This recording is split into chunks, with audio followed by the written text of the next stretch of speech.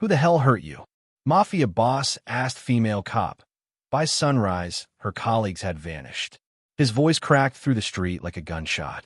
The night was heavy, sirens echoing in the distance, but his tone silenced everything. He stood there in a black suit that looked like it could strangle the light itself, tattoos creeping up his neck like fire spreading through paper. Her badge glinted weakly under the flickering streetlight. Her face was bruised, lips split, eyes defiant but trembling. She didn't answer. That silence enraged him more than a bullet ever could. He took a step closer, fists clenching. Who the hell hurt you? His words weren't just fury, they were a promise. Before we go any deeper, tell us, where are you watching from and what time is it in your city right now? Drop in the comments and don't forget to hit that subscribe button. You don't want to miss what's about to explode next. Things are about to get real. The moment froze. Her breath came uneven, the sting of his question still cutting through her ribs like glass. She wanted to lie, to pretend she didn't need his help, but the truth burned under her skin. The blood on her knuckles wasn't hers. The fear in her eyes wasn't for herself. He saw it, the twitch in her jaw, the half-swallowed tremor in her voice, and that was enough. He didn't wait for her permission. His hand shot out, gripping her shoulder, forcing her to face him fully. The bruises along her cheek told him everything words couldn't. Someone had laid hands on his cop, his informant, his unexpected ally, the one woman who had dared to tell him no and survived. She tried to pull away, but his grip only tightened. Not in anger this time, in resolve. He wasn't asking anymore. He was demanding blood. She spat out the metallic taste of fear and whispered the only thing she could manage. Don't. But he already knew that word never worked on him. He turned toward the alley, where shadows moved like rats. He'd heard the whispers for days. Someone inside her department had been feeding information to a rival crew. And now, looking at her face, he knew exactly who had sent the message. They hadn't just hit her. They had marked her. A warning. A declaration. To him. He cracked his neck slowly, eyes burning with the kind of rage that couldn't be hidden behind polished leather shoes and Italian suits. His men waited across the street, watching every flicker of his movement. He didn't even have to speak. One look, and they understood. Engines roared to life. Someone was going to bleed tonight. She tried to stop him, stepping in front of him, shaking her head. He ignored her. His world didn't move by rules or reports or ethics. It moved by retribution. If they wanted war, they'd get it. He reached for his coat pocket and pulled out the silver lighter she'd once confiscated from him, engraved with initials she hadn't dared ask about. He flicked it open, flame dancing between them. She looked at him, bruised, shaking, torn between duty and loyalty she couldn't explain. You don't get to do this, she said, her voice cracking but firm. He smirked. Watch me. He tossed the lighter into the trash can beside them, and within seconds, the fire caught. The streetlight flickered again, reflecting the chaos about to unfold. His men disappeared into the night, spreading out like wolves unleashed from a cage. She hated that part of her didn't move to stop him. That part of her wanted to see them burn. The ones who had cornered her behind the precinct, 3 against 1, taking turns throwing punches while laughing about her little deal with the devil. They didn't know that devil had claws sharper than theirs. Her knees gave out. The adrenaline faded, leaving only the pain. He caught her before she hit the ground, pulling her close, steadying her. The scent of gunpowder clung to his jacket. His voice dropped low, dangerous, soft enough that only she could hear it. I told you, you're under my protection. You should have come to me first. Her eyes burned, not from pain but from shame. She didn't want to owe him, didn't want to need him. But the truth was, in a city crawling with corruption, he was the only one who didn't lie to her face. He was the criminal who kept his word while her own brothers in blue broke theirs. Sirens wailed again, this time closer. He lifted her chin, forcing her to look at him. When they find out who did this, they'll wish they never touched you. She wanted to argue, to say she didn't want revenge, but the memory of fists and laughter silenced her.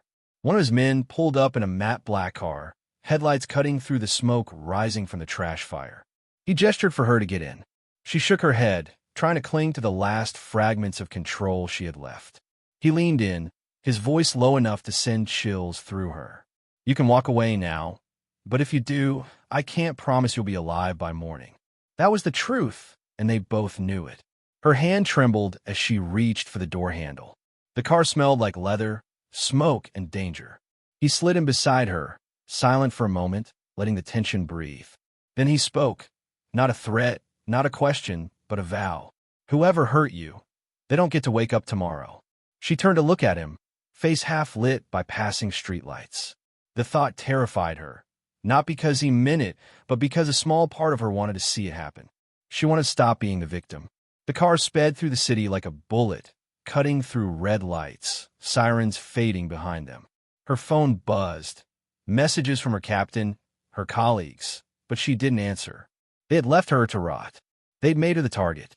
And now, she was sitting beside the man they'd warned her about for years, the one they claimed was the city's devil incarnate. But right now, that devil was the only one who cared enough to ask who the hell hurt her. The car stopped abruptly near an abandoned warehouse. His men were already there, waiting. A few had blood on their shirts, not theirs. He got out first, rolling his sleeves up, veins pulsing like coiled steel. She followed, every step heavier than the last. Inside, tied to a chair, was one of her own, Officer Trent, the same man who'd laughed while holding her down. His face was swollen now, lips split, but still sneering. She froze. The sight hit her like a tidal wave. The boss glanced back at her. "You want to walk away? Do it now. Otherwise, this is on you." She didn't move, didn't blink. He took that as her answer. He stepped forward, the floor creaking under his weight, and with one swift motion, he grabbed Trent by the collar. The air changed. The tension snapped. And in that moment, just before the screaming started, she realized something terrifying. Justice didn't always come in uniform. Sometimes it wore a suit. The scream tore through the warehouse like a gunshot, sharp and echoing off the walls. The Mafia boss didn't flinch. His expression stayed carved in ice, his knuckles tightening as he pressed Trent's face against the cold metal chair. The officer spat blood and curses, but none of it mattered. The boss leaned closer, his voice low, dangerous, calm enough to make the men around him step back without being told. He asked once more, slowly this time, like he was savoring the words. "Who hurt her first?" Trent coughed, choking on his pride, on his arrogance that was melting away under the weight of his fear. He tried to laugh, but the sound came out broken. She watched, frozen, her heart pounding so loud it drowned out her thoughts. Every bruise on her body screamed for revenge. Every muscle ached for justice. But watching it happen, watching this man do what the system never could, felt like standing at the edge of something she couldn't turn back from. The boss turned to her suddenly, eyes burning into hers. "You sure about this?" One nod and I'll stop. One word and he walks out. Her lips parted, but no sound came out. She looked at Trent again, at the man who'd held her down, and laughed while others took turns. He had been her colleague, her backup, her supposed brother in blue. And now, seeing him tied to that chair, all she could feel was the rage she had buried under layers of professionalism and silence. She didn't nod. She didn't move. That was all the answer he needed. The boss struck again, a punch that sounded like thunder. Trent's head snapped back, blood spraying across the floor. His men didn't even blink. They'd seen worse. They'd done worse. But none of them missed the look on her face, the way her trembling turned to stillness, the way the light in her eyes shifted from fear to something darker. The boss grabbed Trent by the collar again, forcing him upright. "You think wearing that badge makes you untouchable? You think you can break her and walk away?" He threw him to the ground, kicking the chair aside like it was nothing. Every movement was precision, not wild anger, but deliberate punishment. She turned away for a moment, pressing a hand to her mouth. The metallic taste of blood from her own split lip still lingered, and the sound of Trent's ragged breathing filled her ears. She wanted to scream, to make it stop, but her voice was gone. The boss walked toward her slowly, the fury still pulsing beneath his calm. He reached out, brushing a streak of blood off her sleeve with a thumb. "You can go if you want," he said quietly. "I'll finish it." She looked up at him, really looked. The tattoos on his neck, the scars on his knuckles, the storm behind his eyes. He wasn't doing this for sport. He was doing it for her, for what they'd done to her. And for the first time, she didn't stop him. Trent started begging. His words spilled out fast, desperate, promising silence, promising money, promising anything. He said the names, one by one. The officers who'd planned it. The lieutenant who had given the order. The captain who had turned a blind eye. Each name made her skin crawl. Each name was a knife twisting deeper into her chest. The boss nodded once, as if confirming what he already knew. Then he told his men to let Trent crawl out. She froze, confused, but then she saw it. The silent signal. The kind that meant only one thing in his world. Trent wouldn't make it 2 blocks. The men stepped aside, letting the battered officer stumble toward the exit. The boss stood still, lighting a cigarette, watching the blood drip from his own knuckles. She couldn't look away. He exhaled smoke slowly, turning his head slightly toward her. He's got an hour, maybe 2, before they find him. You still think your badge protects anyone? She didn't answer. She didn't have to. She knew now. The uniform she wore meant nothing in a city where the powerful ate their own. He stepped closer, close enough that she could feel the heat of his anger still radiating from him. You're in this now, he said softly. They'll come for you next. You know that, right? She nodded, her throat tight. I know. He smiled faintly, but it wasn't amusement. It was respect. The sound of an engine roared outside, one of his cars pulling up. He motioned to his men, and they started clearing the scene, efficient and silent. He turned back to her one last time before walking out. You're staying with me tonight. That wasn't a question. She hesitated, but deep down, she knew he was right. If she went home, they'd find her before sunrise. The ride back was quiet. The city lights blurred past the window, but she barely saw them. Her mind replayed every detail. The laughter of her so-called brothers, the way they'd left her broken, the way this man, this monster, had shown her more humanity than the people sworn to protect her. At his penthouse, the silence was suffocating. He poured a drink, handed it to her, and leaned against the counter, studying her like she was a puzzle he couldn't quite solve. You're too good for them, he said finally. That badge doesn't deserve you. She let out a bitter laugh. You think I wanted this life? You think I wanted to end up in your world? He shrugged, taking a sip of his whiskey. Doesn't matter what you wanted. You're here now. And in my world, loyalty has a price. She glared at him, but the fight in her was wearing thin. What do you want from me? He smirked slightly. The truth. Who ordered it? Not just the names. I want the reason. She hesitated. The truth was worse than she wanted to admit. They hadn't attacked her for betrayal or corruption. They'd done it because she had refused to falsify evidence against him. They'd wanted her loyalty, and she'd chosen her integrity. But now that integrity had gotten her marked, when she told him, his jaw clenched so tight she could hear the faint crack of his teeth grinding. So they wanted to use you to bury me, he said finally. Guess they didn't realize who they were dealing with. He put his glass down and grabbed his phone. Within seconds, his tone changed, cold, commanding. He barked orders, listing names, locations, routes. His men moved fast. She tried to stop him again. Don't do this. You'll start a war. He looked at her, eyes burning. War's already started. They just fired the first shot. She felt the room spinning, her heartbeat quick and uneven.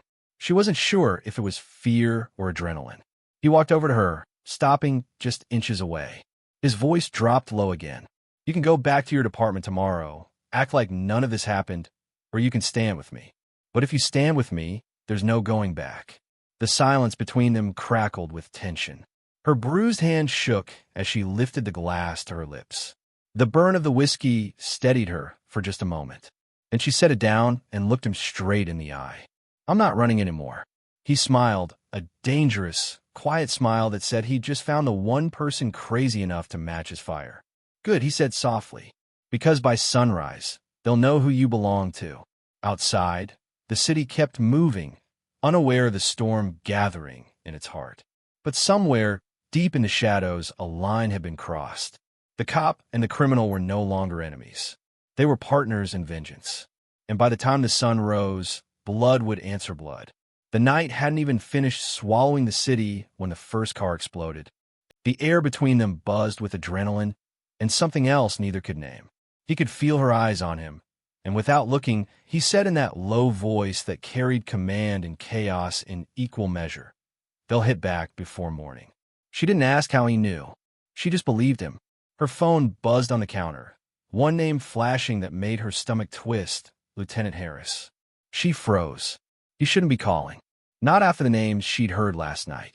Not after she'd watched one of them crawl out of that warehouse, only to be found dead an hour later in the river. She didn't answer. The phone stopped, then buzzed again, then again, until he walked over and took it from her hand. He stared at the screen, then at her. "You gonna answer your old friends, or let me do it?" She shook her head, whispering that she couldn't. He pressed accept anyway. For a second, neither of them spoke. Then Harris's voice cut through, cold and strained. "You made a mess, officer. We told you to stay quiet. Now 2 of ours are gone, and the captain wants her badge." She could barely breathe.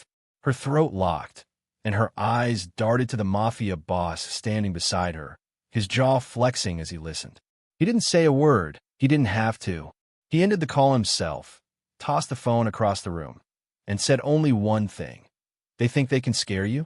Let them try." He walked past her, grabbing his jacket, loading a fresh clip into his gun. She followed, her voice breaking as she said he didn't have to do this, that it would only make it worse. He stopped in the doorway, turned, and for the first time, she saw the storm behind his control. "You still don't get it," he said, stepping closer. "They broke you. They laughed about it. And now they're hunting you. If I don't finish this, they'll bury you before the week's over." Her body trembled, but not from fear anymore.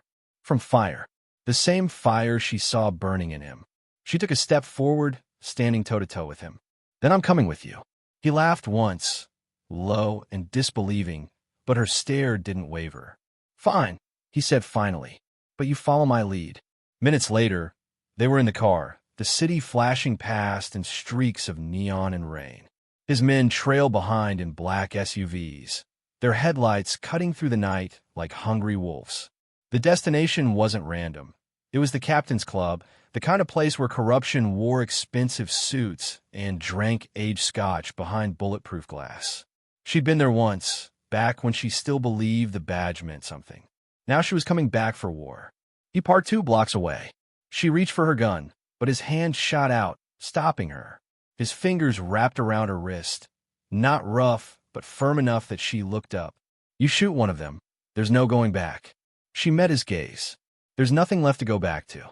He nodded once, then pulled the slide back on his pistol. "Let's make them remember your name." The next 10 minutes were chaos, wrapped in silence. His men moved like ghosts, cutting the power before the guards even realized they were under siege. She stayed close behind him, heart hammering so loud she thought it would give them away. Then the door burst open. The room erupted, shouting, scrambling, guns raised, but the Mafia boss was faster. 2 shots. One man down. Another disarmed before he even blinked. She stood there frozen for a heartbeat too long, until a hand grabbed her from behind. Training kicked in. She twisted, slammed her elbow back, fired once. The body fell at her feet. Her hands shook as smoke curled from the barrel. He looked at her across the room, eyes locked on hers, not in shock but approval. She crossed the line. There was no going back now. They found a captain in his office, trying to crawl out the back window. The boss grabbed him by the collar, dragging him across the floor like a rag doll. The man begged, breathless, swearing he didn't know what his officers had done. She stepped forward, fury shaking her voice as she listed every detail. Every night they'd threatened her, every report they'd buried, every scar they left on her skin. The captain's eyes darted from her to the man holding him, realizing too late that he wasn't dealing with the law anymore.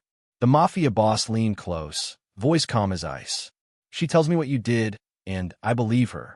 You got one chance to tell me why." The captain stuttered, blaming the lieutenant, blaming orders, blaming fear. He said her silence was part of the deal, that the department couldn't afford another scandal, that they had to make an example. Her hands curled into fists. She couldn't hear anymore. She turned away, tears mixing with rage. The boss didn't say a word. He just drew his gun and fired once. The captain collapsed, silence swallowing the room. She spun around, shock and horror tangled in her breath. He holstered the weapon, eyes still fixed on her. He was gone, she said weakly. You didn't have to.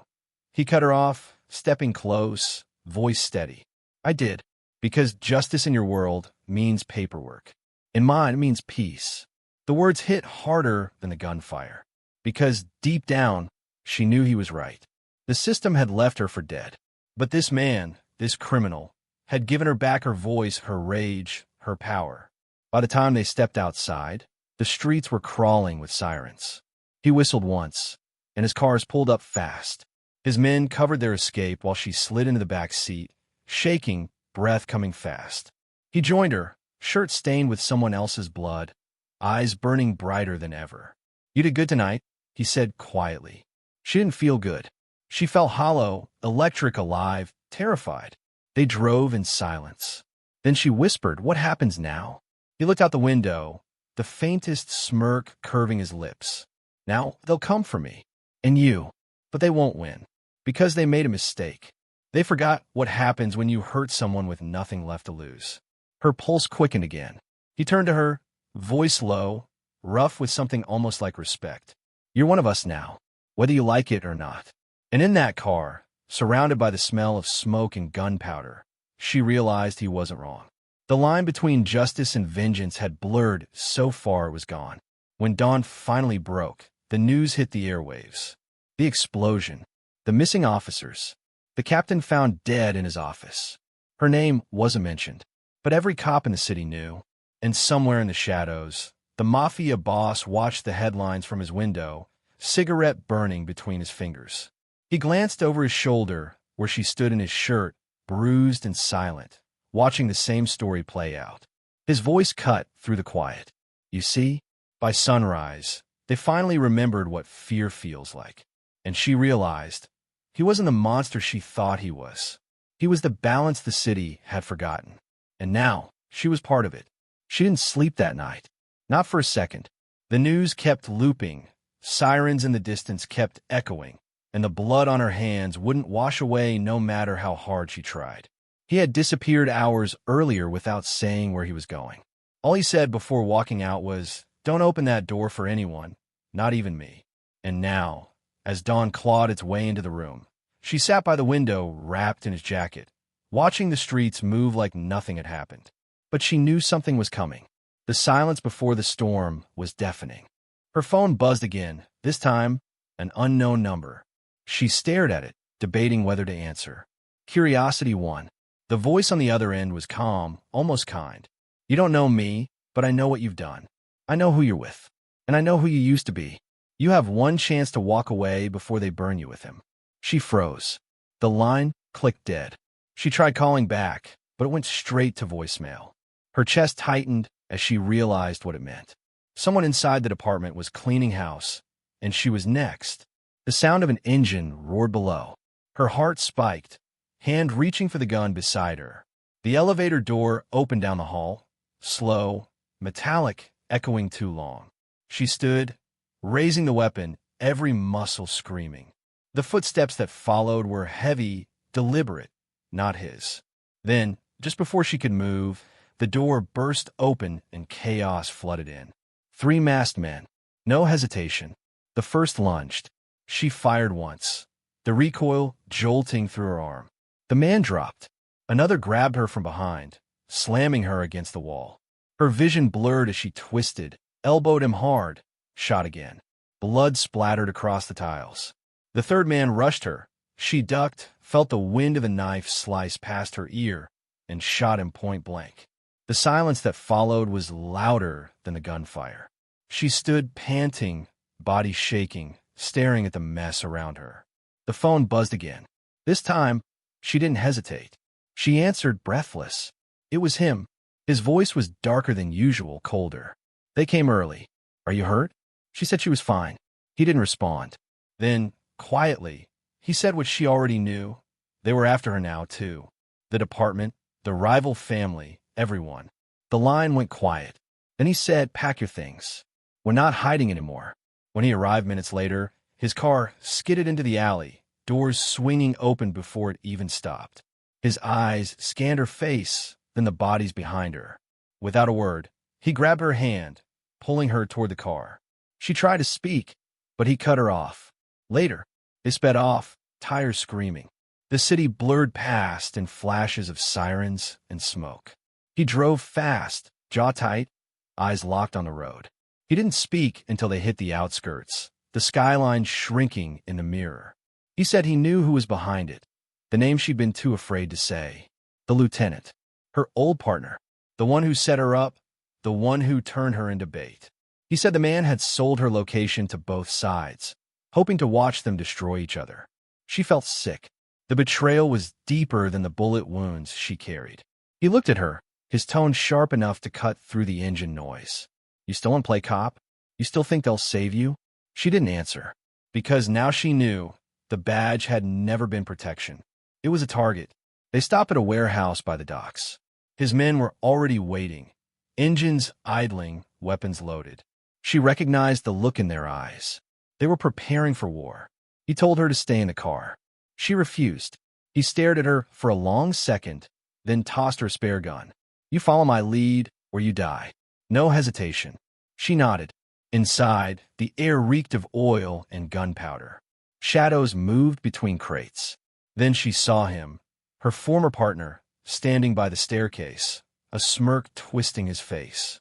She'd once trusted that smirk. Now it made her want to pull the trigger.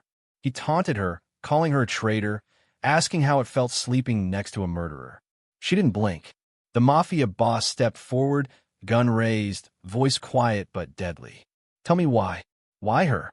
The man laughed, saying she was disposable, that she got too close to something meant to stay buried. He said the department had been working with the syndicate long before she ever joined, that she was supposed to take the fall when things went south. She could barely breathe. Every truth he spilled was a blade twisting deeper. The boss didn't wait. One shot. The man dropped to his knees, clutching his chest. He gasped something about files, about evidence. Then he pointed to the corner, a briefcase. She ran, grabbed it, flipped it open. Inside, photos, documents, payment records, everything linking the police to organized crime. Her stomach twisted. Her entire career had been built on lies. She turned to him, holding the proof in shaking hands. He stared at it, then at her. You can't take that back, he said. She nodded. I'm not going to. I'm going to burn it. But before she could, the sound of engines roared outside. His men tensed. He cursed under his breath. They'd been followed. She ducked behind a crate as bullets shattered the windows. The firefight exploded, deafening, relentless. He returned fire, his movements surgical, precise. She caught glimpses of his face between muzzle flashes, calm, unbreakable. But the numbers kept coming. She spotted the lieutenant crawling for a gun on the floor. She shouted, fire missed. The boss turned just in time, putting a bullet through the man's wrist. He screamed. The boss walked over, pressed the barrel to his forehead, and asked again, almost softly, who ordered it? The lieutenant spat blood, muttering a single name, a name that made her freeze. The commissioner, the same man who pinned medals on her chest 2 years ago, the same man who called her a hero. She felt her knees give out. The boss's expression didn't change. He fired once more. The sound rang like thunder. Then there was silence. Smoke filled the air. His men dragged out the survivors. She stood there staring at the bodies, at the chaos, at everything she used to believe turning to ash around her. He walked over, took the briefcase from her hand, and tossed it into the fire. She asked why. That was proof, she said. He shook his head. That was a leash. You want to be free, you burn the chains too. She didn't argue. She watched the flames eat the last pieces of her old life. And for the first time, she didn't feel fear. She felt clean. Empty, but clean. Outside, dawn was breaking, soft and cruel. He leaned against the car, lighting his cigarette. You know what happens now? He said quietly. They'll come for us both. She said she knew. He smirked. Good. Then you'd better be ready to make them regret it. She stared at him. The man who once terrified her, now standing as her only truth. And deep down, she realized something dangerous. She wasn't following him anymore. She was becoming him. He took one last drag, flicked the cigarette away, and opened the door for her. She climbed in without a word. The city waited ahead, bleeding light across the horizon. He turned the key, the engine growled, and for the first time, she didn't look back. Because the war wasn't over. It was only beginning. And this time, it wasn't about survival. It was about vengeance. The next morning came with fire and consequence. News channels across the city erupted with panic. The commissioner was dead, his mansion burned to the ground, and half the department had gone missing overnight. The city was paralyzed. No one spoke about it publicly, but everyone whispered the same question. Who did this? She sat in the passenger seat of the black car, eyes hidden behind dark glasses, watching reporters stumble over the words she already knew the truth of. They thought the city had witnessed a tragedy. What they didn't know was that it had witnessed justice. He drove in silence, one hand on the wheel, the other resting against his jaw, cigarette burning low between his fingers. The smoke drifted out the window, curling into the morning air. They didn't need to talk. Both knew what came next. Power had no vacuum. Someone would fill it. Someone always did. He turned onto the bridge, slowing down as they reached the midpoint. She could see the skyline stretching across the horizon, bright, golden, almost peaceful. But peace was a lie. He told her to take one last look, because after tonight, this city wouldn't look the same. He had a meeting set, not a negotiation, a reckoning. They arrived at a dockyard where his most trusted men waited. Every face was tense, every weapon loaded. But when she stepped out beside him, they all looked confused. The boss had never brought anyone to a sit-down before, let alone a woman in a leather jacket with the kind of eyes that said she'd seen hell and walked back. He told them flatly, "She's with me." That was all it took. No one questioned him again. They went inside. The enemy family sat waiting, smug, arrogant, thinking they could talk him into a truce. But he wasn't here to talk. He laid a single envelope on the table. Photos, ledgers, names. Proof that every one of them had been feeding information to corrupt cops for years. The rival boss tried to speak, but she was the one who moved first. She pulled her gun, placed it flat on the table, and said in a voice that cut through the air like a blade, "You tried to bury me. Now I'm here to return the favor." The tension shattered. Guns were drawn. His men were ready. The dockyard exploded into chaos. The fight was fast and brutal. She moved like lightning, every shot measured, every movement controlled. He covered her flank, his precision deadly. When it was over, the rival boss lay on the floor, bleeding out, eyes wide with disbelief. He knelt beside him, whispering the same words he'd once told her. "Tell me his name." But this time it wasn't vengeance, it was closure. The man stammered, naming the last one pulling the strings, a senator, someone untouchable. She felt her stomach drop. The web went higher than either of them thought. But the boss didn't flinch. He simply stood, said 2 words, "We end it." By midnight, they were standing outside a penthouse overlooking the city lights. The guards were already neutralized, the path clear. She didn't hesitate anymore. Together, they stormed in. The senator begged, offered money, power, anything. She raised her gun. He stopped her, stepping forward. "This isn't your burden anymore," he said softly. She looked at him. The man who once terrified her, now protecting her from her own demons. She lowered the weapon, tears burning her eyes. He turned, fired once. Silence followed.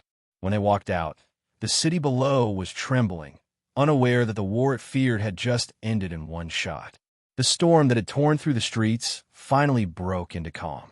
Sirens wailed in the distance, but no one dared come closer. The boss stood at the edge of the rooftop, wind tearing through his coat. She walked up beside him, their silhouettes framed by dawn. For the first time, he wasn't her captor, her savior, or her enemy. He was her equal. He said he was done. No more blood, no more wars. He wanted to vanish, rebuild, disappear into somewhere quiet. She asked what about her. He smiled faintly. "You were never mine to keep. You were mine to save." She couldn't speak. He turned to walk away, but she stopped him, hand gripping his arm. "You saved me," she said. "Now let me save you." He stared at her, unreadable, then laughed quietly. Something rare, almost human. "Fine," he said. but only if you can keep up. They left together as the sun rose, engines roaring one last time.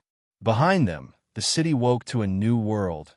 No commissioner, no senator, no rival family. Just whispers of a shadow couple who'd burned everything rotten to the ground and disappeared before dawn. She looked out the window, the reflection of the city lights dancing across her eyes. He reached over, brushed a streak of dried blood from her cheek, and said, "You wanted justice. You got it." She whispered, "No, we got it." The radio played faintly. News anchors spinning half-truths, politicians pretending control. But under all that noise, one thing was clear. They weren't ghosts. They were legend. And legends don't die. The car vanished into the morning fog. Two souls forged by fire, bound by vengeance, and freed by something neither of them had believed in anymore: mercy. When the lines between justice and vengeance blurred, two broken souls found their truth in each other's chaos. She entered his world to survive. He found redemption in her defiance. Together, they turned pain into power and left behind a city trembling with respect, fear, and silent gratitude. What did you think of their ending? Drop your thoughts in the comments. Subscribe for more fire stories, and share this with someone who loves chaos and redemption.